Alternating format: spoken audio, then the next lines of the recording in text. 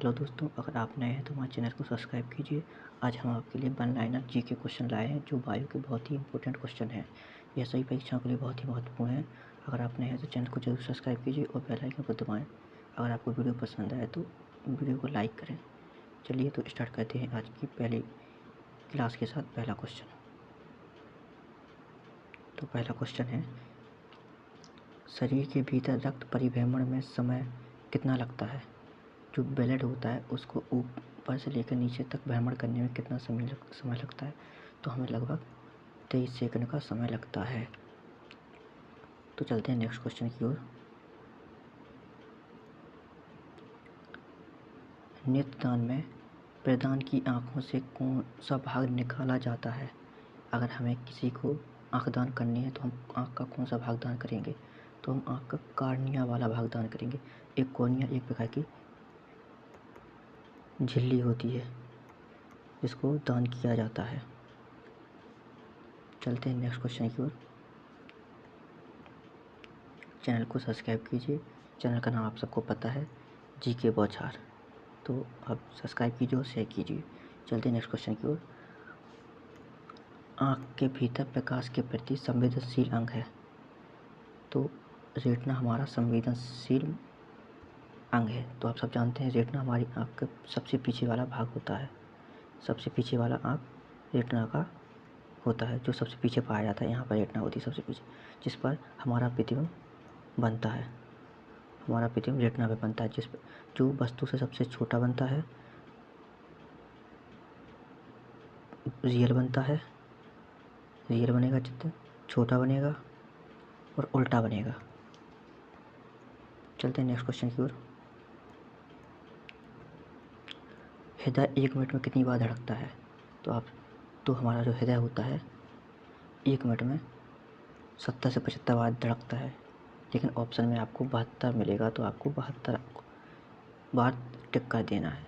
लेकिन आप सब जानते हैं कि जो एक्सरसाइज करते हैं, व्यायाम करते हैं, उनका हार्ट बीट 150 बार पंप होती है, धड़कता है, पंप होता है।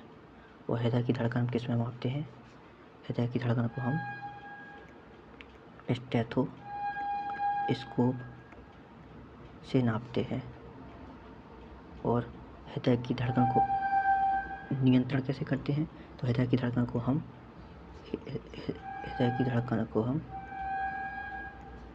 नियंत्रण करते हैं पेज मेकर की सहायता से। पेज मेकर की सहायता से नियंत्रण करते हैं। चलते हैं नेक्स्ट क्वेश्चन की ओर। एक और क्वेश्चन इसी में कि जो मनुष्य का हृदय होता है वो 4 बेस होते हैं, 4 उसमें कक्ष होते हैं। और पक्षियों में भी 4 कक्ष होते हैं, लेकिन जो मेढक होता है उसमें 3 कक्ष होते हैं, 2 आलंद 1 निलय। और मछली में 2 कक्ष होते हैं, 1 आलंद 1 निलय। चलते हैं नेक्स्ट क्वेश्चन की ओर। शरीर की सबसे बड़ी हड्डी कौन सी है? तो आप सब पहले ये तो जानते होंगे ग्रंथि क्या होती है। ग्रंथि एक प्रकार की थैलीसमर रचना होती है जिसमें हार्मोन्स और एंजाइम पाए जाते हैं। हार्मोन्स और एंजाइम दोनों पाए जाते हैं। तो सबसे बड़ी हड्डी कौन सी होगी हमारे शरीर में? तो सबसे बड़ी हड्डी यकृत होती है, जिसको बोलते हैं लीवर। इंग्लिश में उसको लीवर कहते हैं। और यही लीवर होता है, इसी लीवर से पित्तरस का निर्माण होता है, जो जाकर पित्ताशय में इकट्ठा होता है। और अगर क्वेश्चन में पूछा जाए कि सबसे छोटी ग्रंथि कौन सी होती है, तो सबसे छोटी ग्रंथि कौन सी होगी? तो सबसे छोटी ग्रंथि होती है पीयूष ग्रंथि। इस पीयूष ग्रंथि को हम मास्टर ग्रंथि भी कहते हैं। मास्टर ग्रंथि क्योंकि ये सभी प्रकार की क्रियाओं को नियंत्रित करती है जो हमारे मस्तिष्क में पाई जाती है। और पीयूष ग्रंथि एक किस प्रकार की ग्रंथि होती है? अंतःस्रावी ग्रंथि होती है पीयूष ग्रंथि, अंतःस्रावी ग्रंथि होती है। तो आप देख रहे हैं कि यकृत पढ़ाते पढ़ाते पीयूष ग्रंथि के पास पहुंच गए। तो आपका एक क्वेश्चन के साथ 5-6 क्वेश्चन भी डिस्कस किए जा रहे हैं, ताकि कम क्वेश्चन में ज़्यादा से ज़्यादा क्वेश्चनों को डिस्कस कर सकें, उनका आंसर शेयर कर सकें। तो आपको वीडियो अगर पसंद आई तो वीडियो को लाइक कीजिए। चलते हैं नेक्स्ट क्वेश्चन की ओर। नेक्स्ट क्वेश्चन है कि शरीर की वृद्धि में सहायता करता है। तो शरीर की वृद्धि में सहायता कौन करता है? तो शरीर की वृद्धि में सबसे ज़्यादा सहायता करता है प्रोटीन। लेकिन इसके साथ साथ जल भी हमारी सहायता करता है। प्लस खनिज पदार्थ भी हमारी सहायता करता है। जो हमारा जल होता है हमारे शरीर में 65% होता है, और खनिज होते हैं, खनिज हमारी बॉडी में 4% होते हैं, और प्रोटीन तो आप सब जानते हैं 15% पाए जाते हैं शरीर के निर्माण में। तो हमारा सबसे ज़्यादा भाग प्रोटीन सबसे ज़्यादा महत्वपूर्ण होती है। चलते हैं नेक्स्ट क्वेश्चन की ओर। मानव शरीर की सबसे बड़ी हड्डी कौन सी होती है? तो मानव शरीर की सबसे बड़ी हड्डी कौन सी होगी? फीमर, जो कहाँ पर पाई जाती है? जांघ में, जो खोखली होती है। कैसी प्रकार? खोखली होती है। और एक बात ध्यान रखिए, जो पैर में होती है, पैर की सबसे बड़ी होती है, पैर में सबसे बड़ी होती है। और पैर में कितनी प्रकार? एक पैर में 30 हड्डी पाई जाती है और दोनों पैरों में 60 हड्डी पाई जाएंगी। अब यही पूछा जाए कि सबसे मजबूत हड्डी कौन सी होती है? सबसे मजबूत हड्डी होती है जबड़े की, सबसे मजबूत जबड़े की हड्डी होती है। और सबसे छोटी हड्डी कौन सी है? सबसे छोटी कान में पाई जाती है, जो होती है स्टेपीज। स्टेपीज सबसे बड़ी हड्डी, सबसे छोटी हड्डी स्टेपीज होती है, कान में पाई जाती है। चलते हैं नेक्स्ट क्वेश्चन की ओर। सामान्य मनुष्य में रक्त की मात्रा पाई जाती है। तो सामान्य मनुष्य में रक्त की मात्रा कितने लीटर पाई जाती है? तो 5 से 6 लीटर पाई जाती है सामान्य मनुष्य में। लेकिन अगर हम बॉडी के बाहर से तुलना करें तो बॉडी के बाहर से हमारे शरीर में 7% रक्त पाया जाता है। 7% रक्त पाया जाता है। और जो रक्त होता है, रक्त एक प्रकार का कैसा होता है? अम्ल है या क्षार है? अम्ल एक प्रकार का क्षार होता है, जिसका pH मान कितना होता है? pH मान कितना होता है? 7.4। कई बार पेपर में उसका रक्त का pH मान भी पूछा गया, और कई बार पूछा गया कि जो रक्त होता है अम्ल है या क्षार है? तो एक क्षार होता है। आप सब जानते हैं कि क्षार क्या कहलाती है? 7 से ऊपर का जितना मान होता है वो क्षार कहलाता है, और 7 से जो नीचे मान होता है वो अम्ल कहलाता है, और जिसका मान 7 होता है वो उदासीन कहलाता है। उदासीन में क्या कहलाता है? उदासीन में तुम्हारे लिए जल आता है प्लस नमक आता है। नमक भी एक प्रकार का उदासीन होता है। और चलते हैं नेक्स्ट क्वेश्चन की ओर। कार्बोहाइड्रेट और वसा शरीर को देता है। तो जब कार्बोहाइड्रेट होता है, कार्बोहाइड्रेट एक प्रकार की शर्करा होती है, एक प्रकार की शर्करा होती है, C6H12O6 एक प्रकार की शर्करा होती है। और जो वसा होता है एक प्रकार का फैट होता है, जिसको हम हिंदी में चर्बी बोलते हैं। तो ये दोनों शरीर को देते हैं, ऊर्जा देते हैं, सबसे ज़्यादा ऊर्जा। सबसे ज़्यादा ऊर्जा कौन देते हैं? फैट सबसे ज़्यादा ऊर्जा देता है शरीर को। चलते हैं नेक्स्ट क्वेश्चन की ओर। अब नेक्स्ट क्वेश्चन है कि मनुष्य के शरीर में कुल कितनी हड्डी पाई जाती हैं?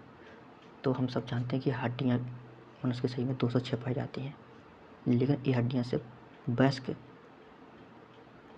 में पाई जाती हैं। लेकिन नवजात बच्चे में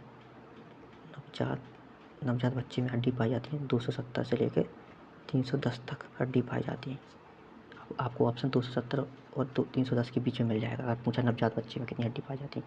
लेकिन यही फिर 5 से 18 वर्ष के बच्चे में कितनी हड्डी पाई जाती है? तो 5 से 18 वर्ष के बच्चे में 350 हड्डी पाई जाती हैं। लेकिन ये जब जैसे 18 साल से ऊपर बढ़ेगा तो ये हड्डी आपस में जुड़ने लगती हैं, और धीरे धीरे करके वयस्क अवस्था तक आते आते 206 हड्डी हो जाती हैं। अगर पेपर में पूछा जाए कि मांसपेशियाँ मनुष्य के शरीर में मांसपेशियाँ कितनी पाई जाती हैं? मांसपेशियाँ, तो हमारे शरीर में मांसपेशियाँ कितनी पाई जाती हैं? तो मांसपेशियाँ पाई जाती हैं 639 मांसपेशियाँ पाई जाती हैं। चलते हैं नेक्स्ट क्वेश्चन की ओर। मानव शरीर की सबसे छोटी हड्डी कौन सी होती है? अभी ऊपर अपन पढ़ा है कि सबसे बड़ी हड्डी कौन सी होती है, अब आई सबसे छोटी हड्डी कौन सी होती है। तो सबसे छोटी हड्डी होती है कान की। कान में 3 जोड़ी हड्डी पाई जाती हैं, 3 जोड़ी, जिसमें से जो स्टेपिस होती है, जो मध्य कर्ण की हड्डी होती है, मध्य कर्ण वाली हड्डी होती है, सबसे छोटी हड्डी होती है स्टेपिस। और सबसे बड़ी कौन सी होती है? फीमर। सबसे बड़ी हड्डी होती है फीमर। चलते हैं नेक्स्ट क्वेश्चन की ओर। मनुष्य के शरीर में जल कितना % पाया जाता है? तो मनुष्य के शरीर में जल 65% पाया जाता है। कितना %? 65% पाया जाता है। तो आप याद रखिए, कन्फ्यूज मत होइएगा कि रक्त पाया जाता है कितना %? 7%, लगभग 5 से 6 लीटर, और जल पाया जाता है 65%। और जल का फॉर्मूला आपको पता है, H2O होता है, हाइड्रोजन प्लस ऑक्सीजन को मिलाकर आपका जल बनता है। और जल एक प्रकार का क्या होता है? आप सब जानते हैं, जल एक प्रकार का अकार्बनिक पदार्थ है। जिसमें कार्बन नहीं पाया जाता है उसको अकार्बनिक बोला जाता है। अर्थात जिसमें कार्बन नाइट्रोजन और ऑक्सीजन ना पाया जाए उसको कार्बनिक पदार्थ कहते हैं, अकार्बनिक पदार्थ कहते हैं। चलते नेक्स्ट क्वेश्चन की ओर। मनुष्य में लिंग निर्धारण कौन करता है? तो मनुष्य में लिंग निर्धारण कौन करता है? पुरुष के क्रोमोसोम, क्योंकि पुरुष में जो क्रोमोसोम होते हैं वो 46 क्रोमोसोम या 23 जोड़ी क्रोमोसोम होते हैं, और मनुष्य में जो 23वां जोड़ा होता है वो एक्स और वाई होता है, जिससे लिंग का निर्धारण होता है। अर्थात इससे पता चलता है कि लड़की होगी या लड़का होगा, क्योंकि फीमेल में डबल एक्स पाया जाता है और पुरुष में एक्स वाई क्रोमोसोम पाया जाता है। और क्रोमोसोम कहाँ पे पाए जाते हैं? ये पाए जाते हैं क्रोमोसोम केंद्रक में पाया जाता है। कहाँ पे? केंद्रक में। केंद्रक में क्रोमोसोम पाए जाते हैं जो केंद्रक में धागे समान संरचना होती है। चलते हैं नेक्स्ट क्वेश्चन की ओर। चिकित्सा शास्त्र के जनक किसे कहा जाता है? चिकित्सा शास्त्र के जनक कहा जाता है हिप्पोक्रेटस को। ये हिप्पोक्रेटस चिकित्सा शास्त्र के जनक कहलाते हैं। लेकिन अभी पूछा जाए कि बायोलॉजी के जनक किसे कहते हैं? बायोलॉजी या जीव विज्ञान के जनक अरस्तु को कहते हैं, और साथ में ये जंतु जगत के भी जनक कहलाते हैं अरस्तु। चलते हैं नेक्स्ट क्वेश्चन की ओर। आनुवांशिक गुणों को माता पिता से बच्चों में कौन पहुंचाता है? तो आनुवांशिक लक्षणों को माता पिता से बच्चों में डीएनए भेजता है। जो डीएनए होता है डीएनए आप सब जानते हैं, जो इसका काम मात्र यह है कि यह माता पिता के लक्षणों को बच्चों तक पहुंचाता है, जिसका फुल फॉर्म होता है डीएनए का डीऑक्सी राइबो न्यूक्लिक। यह एक डबल बॉन्ड संरचना होती है, जिसकी खोज किसने की? वाटसन और क्रिक नामक वैज्ञानिक ने की। इसमें 4 समाचार पाए जाते हैं, AGCT। ए का मतलब होता है एडेनिन, जी का मतलब ग्वानिन, सी का मतलब होता है साइटोसिन और टी का मतलब थायमिन। और AG होता है, इसमें डबल बॉन्ड पाया जाता है, और CT में ट्रिपल बॉन्ड पाया जाता है। चलते हैं नेक्स्ट क्वेश्चन की ओर। शरीर में प्रोटीन संश्लेषण का काम कौन करता है? अर्थात कहने का तात्पर्य यह है कि शरीर में प्रोटीन कौन बनाता है? तो शरीर में प्रोटीन काम कौन करता है? RNA। तो आपको दोनों का पता होना चाहिए कि डीएनए का काम क्या है और RNA का काम क्या है। तो डीएनए का काम आपको बता चुके हैं। डीएनए का काम क्या है? कि माता पिता के लक्षणों को बच्चों तक पहुंचाना। और RNA का काम क्या है? RNA का काम क्या है? तो प्रोटीन का निर्माण करना, जिस RNA का फुल फॉर्म होता है राइबो न्यूक्लिक अम्ल। ये सिंगल बॉन्ड संरचना होती है। जो RNA होता है, थोड़ा उसको और विस्तार करके आपको समझा देते हैं ताकि आपको एग्जाम में कोई कन्फ्यूजन ना रहे। जो RNA होता है ये 3 प्रकार का होता है। ये 3 प्रकार का RNA होता है। पहला mRNA, दूसरा tRNA, और तीसरा कौन सा होता है? rRNA। तो जो mRNA का फुल फॉर्म होता है मैसेंजर RNA, जिसका काम होता है अमीनो अम्ल की पहचान करना। और tRNA का मतलब होता है ट्रांसफर RNA, जिसका काम होता है अमीनो अम्ल को राइबोसोम तक पहुंचाना। और RNA का फुल फॉर्म तो आपको पता ही होगा। तो लेकिन RNA का काम होता है जो राइबोसोम होता है, जो राइबोसोम प्रोटीन का निर्माण करता है। तो चलते हैं नेक्स्ट क्वेश्चन की ओर। एक बात और, जो RNA होता है उसमें भी 4 प्रकार के समाचार पाए जाते हैं। 4 प्रकार के समाचार पाए जाते हैं। AGC और T जो डीएनए में पाया जाता है थायमिन, उसकी यहाँ पे यू पाया जाता है, इसमें यू चेंज हो जाता है। जहाँ पे यू का मतलब अर्थ होता है, या यू का फुल फॉर्म होता है यूरेसिन। यू का फुल फॉर्म होता है, बाकी तीनों का नाम सेम है। चलते हैं नेक्स्ट क्वेश्चन की ओर। मनुष्य के रक्त में हीमोग्लोबिन होता है, जिसमें क्या कौन सा तत्व पाया जाता है, कौन सा पदार्थ पाया जाता है? तो जो आप सब जानते हैं कि हीमोग्लोबिन का काम क्या है? हीमोग्लोबिन का काम होता है रक्त को लाल करना, और ये लाल करता है। इसमें हीमोग्लोबिन में कौन सा पदार्थ पाया जाता है? लोहा, Fe, आयरन। अगर रक्त में हीमोग्लोबिन नहीं पाया जाएगा तो हमारा रक्त सफ़ेद हो जाएगा। तो हीमोग्लोबिन साथ साथ में O2 और CO2 का परिवहन भी करता है, एक स्थान से दूसरे स्थान पर ले जाता है। और हमारा हीमोग्लोबिन या लोहे की कमी से कौन सा रोग हो जाता है? एनीमिया। एनीमिया, एनीमिया इंग्लिश में बोलते हैं, हिंदी में इसको आरक्तता बोलते हैं, आरक्तता कहते हैं। इस एनीमिया बीमारी को या रोग को दूर करने के लिए हमें पालक या हरी सब्जी खानी ज़रूरी है, और यह हमें विटामिन से भी प्राप्त होता है एनीमिया, जो B12 से प्राप्त होता है एनीमिया, B12 से प्राप्त कर सकते हैं, जिसका नाम होता है साइटोकाइनिन। चलते हैं नेक्स्ट क्वेश्चन की ओर। आनुवांशिक गुणों को माता पिता से बच्चों में पहुंचाता है। यह आपको ऊपर डिस्कस कर चुके हैं इस क्वेश्चन को। अगर आपको समझ में न आया हो तो दोबारा आप बैक करके वीडियो को देख लीजिएगा। अगर फिर भी समझ में ना आए तो कमेंट बॉक्स में आप कमेंट करके बताइएगा, हम आपको दोबारा इस क्वेश्चन के बारे में डिस्कस कर देंगे। तो चलते हैं नेक्स्ट क्वेश्चन की ओर। नेक्स्ट क्वेश्चन है, मानव शरीर में अमीनो अम्ल पाया जाता है। तो अमीनो अम्ल पहले जानिए क्या होता है। ये अमीनो अम्ल एक प्रकार का प्रोटीन होता है, एक प्रकार का ये प्रोटीन होता है, और हमारे शरीर में अमीनो अम्ल की संख्या लगभग कहीं कहीं आपको 22 मिल जाएगा, तो कहीं कहीं आपको 20 मिल जाएगा। और ये 20 हमें कहाँ से प्राप्त होते हैं? तो 10 हमारे शरीर में पाए जाते हैं, और 10 अमीनो अम्ल हमें खाद्य पदार्थों से मिलते हैं, खाद्य पदार्थों से मिलते हैं। तो यह अमीनो अम्ल एक प्रकार का प्रोटीन ही होता है। चलते हैं नेक्स्ट क्वेश्चन की ओर। नेक्स्ट क्वेश्चन है, तंत्र का तंत्र की इकाई को क्या कहते हैं? तो आप सब जानते हैं तंत्र का तंत्र क्या कहलाता है। तंत्र का तंत्र से हमारा मस्तिष्क बना हुआ है, तंत्र का तंत्र से हमारी अस्थि मज्जा बना हुआ है, और तो इसी तंत्र का तंत्र की सबसे छोटी इकाई होती है, उसको न्यूरॉन कहते हैं, न्यूरॉन। और एक क्वेश्चन पूछते हैं, ब्रक, इसको इंग्लिश में बोलते हैं किडनी। किडनी की इकाई कौन सी होती है? तो किडनी की इकाई होती है न्यूफ्रॉन। आप कंफ्यूज मत होइएगा न्यूरॉन और न्यूफ्रॉन में।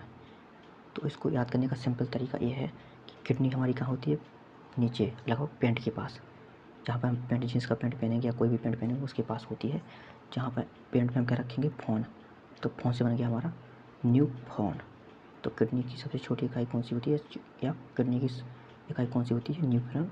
और तंत्र का तंत्र की कौन सी इकाई होती है? न्यूरॉन। और मनुष्य की इकाई कौन सी होती है? कोशिका।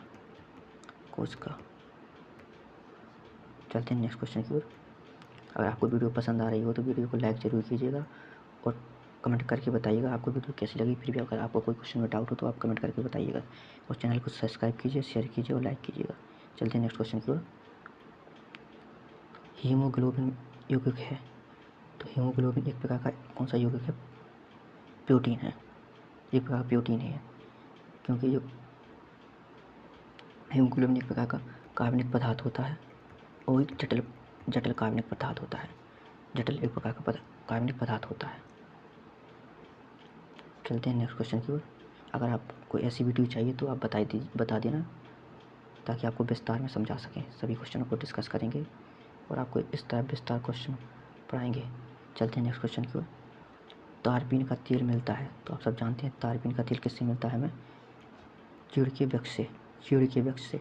तो आप जानते हैं तारपीन के तेल का यूज कहाँ होता है? आपने केमिस्ट्री में एक टॉपिक पढ़ा होगा, खनिज व अयस्क।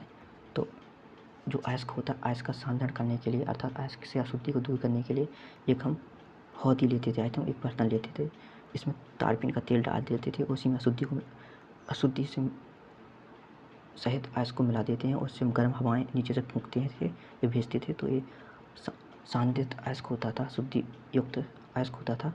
उससे वह अयस्क तारपीन के तेल में घुल जाता था, और शुद्धि नीचे बैठ जाती थी, और शुद्ध अयस्क होता था वह ऊपर पहुंच जाता था, जिसको हम अलग करके रख लेते थे। और इसके बाद सांधन के बाद क्या किया जाता था? भाजन किया जाता था। तो इस प्रकार हमें धातु प्राप्त होने लगती थी। चलते नेक्स्ट क्वेश्चन की ओर। डबल रोटी बनाने में प्रयोग किया जाता है। तो आप सब जानते हैं डबल रोटी बनाने में किसका प्रयोग किया जाता है? ईस्ट का। ईस्ट से डबल रोटी का यूज किया जाता है, प्रयोग किया जाता है। और ईस्ट क्या होता है? एक प्रकार का क्या होता है? कवक होता है एक प्रकार का। और कवक क्या बोलते हैं? माइकोलॉजी। क्या बोलते हैं? माइकोलॉजी। और कवक की भित्ति किसकी बनी होती है? काइटिन की। और काइटिन को कवक कितने प्रकार के होते हैं? कवक 3 प्रकार के होते हैं। कौन कौन से होते हैं? 3 देखो, मशरूम, दूसरा ये हो गया ईस्ट, और तीसरा होता है पेनिसिलिन। पेनिसिलिन से आप सब जानते हैं पेनिसिलिन क्या होती है, एक दर्द निवारण दवा होती है, जिसकी खोज किसने की, जिसकी खोज की थी अलेक्जेंडर ने। चलते हैं नेक्स्ट क्वेश्चन की ओर। हीमोग्लोबिन यौगिक है, जो आपको ऊपर डिस्कस कर चुके हैं इस क्वेश्चन को। हीमोग्लोबिन एक प्रकार का यौगिक होता है। चलते हैं नेक्स्ट क्वेश्चन की ओर। जल में घुलनशील विटामिन है, तो जल में घुलनशील विटामिन होते हैं कौन से, बी और C. Vitamin B, vitamin C. Vitamin B का रासायनिक नाम कौन सा होता है, थायमिन।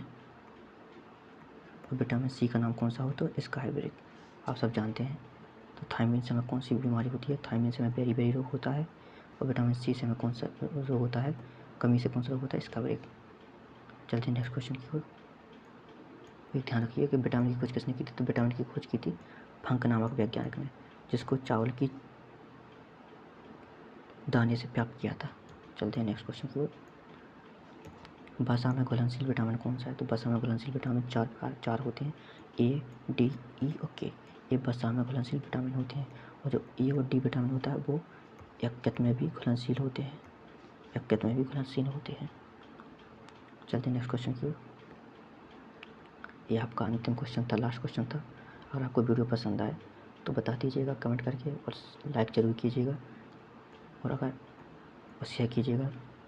आई होप आपको वीडियो पसंद आई होगी। ये क्वेश्चन बहुत ही इंपॉर्टेंट थे, परीक्षा के लिए बहुत इंपॉर्टेंट थे, तो वन लाइनर क्वेश्चन थे। आई होप आपको वीडियो पसंद आएगा। वीडियो पसंद आएगी, मुझे अच्छा लगा, आप सबको वीडियो अच्छी लगेगी तो नेक्स्ट वीडियो भी आपको जल्दी ही मिल जाएगी। चलते हैं, कल मिलेंगे।